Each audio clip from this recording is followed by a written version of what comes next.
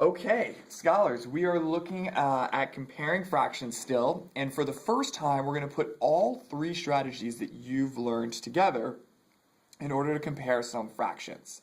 And I have the strategies that we've learned listed off to the right, and what I'd like you to do is cross off the strategies that you don't use and circle the one strategy that you do use.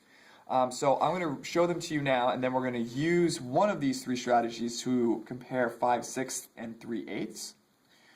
The first strategy we could think about using is common numerators or denominators.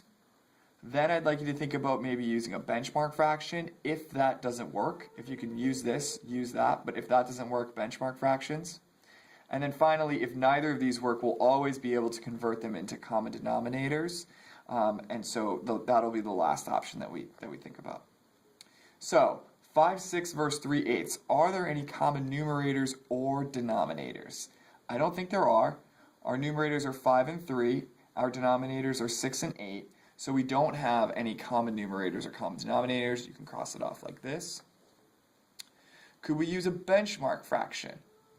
If we look at 5/6 and 3/8, we should recognize pretty quickly that both these are below 1 whole, and so the benchmark fraction of 1 whole isn't going to work because both of them are below 1 whole. However, if you think about 1/2, is one of these above 1/2 and one of these below 1/2? Let's think about 5/6. How does this compare to 1/2? 5/6 is greater than 1/2. And you can also put greater than 1/2 if you'd like this. 3/8 is less than 1/2.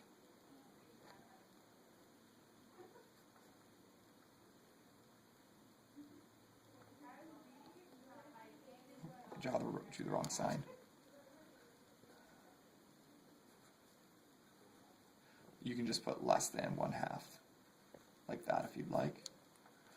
So 5/6 is greater than 1/2, 3/8 is less than 1/2, and so we know that 5/6 is going to be greater than 3/8 because 5/6 is greater than 1/2 and 3/8 is less than it.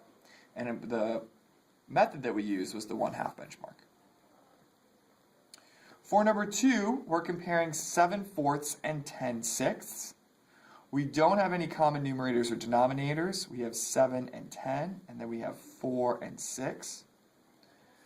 Could we use a benchmark fraction? Both of these are above 1 whole. 7/4 is greater than 1 whole. 10/6 is greater than 1 whole, so we can't use a benchmark.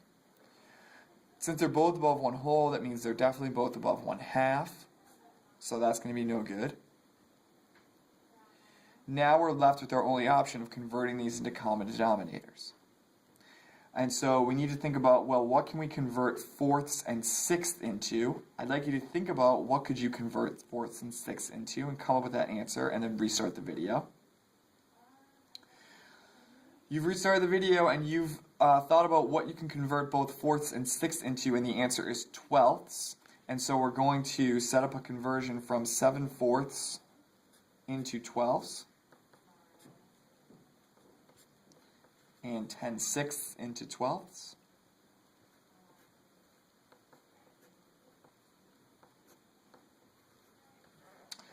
How would we go from 4 to 12? What are we multiplying 4 by in order to get in 4ths by in order to get into 12ths? And we're multiplying it by 1/3, and we're going to multiply 3 down here and 3 up here.